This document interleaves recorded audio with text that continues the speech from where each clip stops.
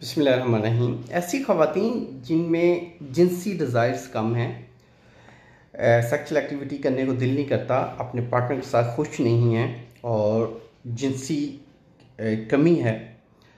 जिनसी desires को बढ़ाने के लिए एक बेहतरीन हर्बल टिप दूंगा और इसके पीछे रीज़न क्या है वो बताऊंगा। ऐसी ख़वातीन जो मेंटल हेल्थ प्रॉब्लम्स में मुब्तला हैं, लाइक एंजाइटी में हैं, डिप्रेशन में हैं, या माली हालात की वजह से परेशान हैं, या माजी में कुछ ऐसे जिनसी तजुर्बात हुए हैं जिसकी वजह से नफ़रत बैठ गई है, या अपने पार्टनर के साथ खुश नहीं है, तो इससे जिनसी जो ख्वाहिशात हैं वो दब जाती हैं, कम हो जाती हैं।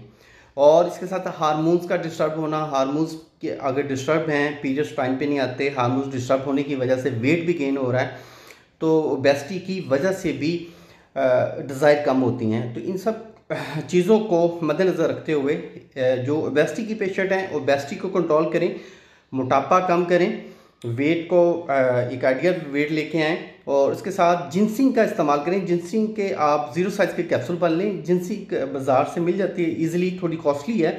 ज़ीरो साइज़ के कैप्सूल भरें। सुबह नाश्ते के आधे घंटे के बाद एक कैप्सूल लें और 2 दिन लगा करें, फिर 2 दिन बाद एक कैप्सूल लें।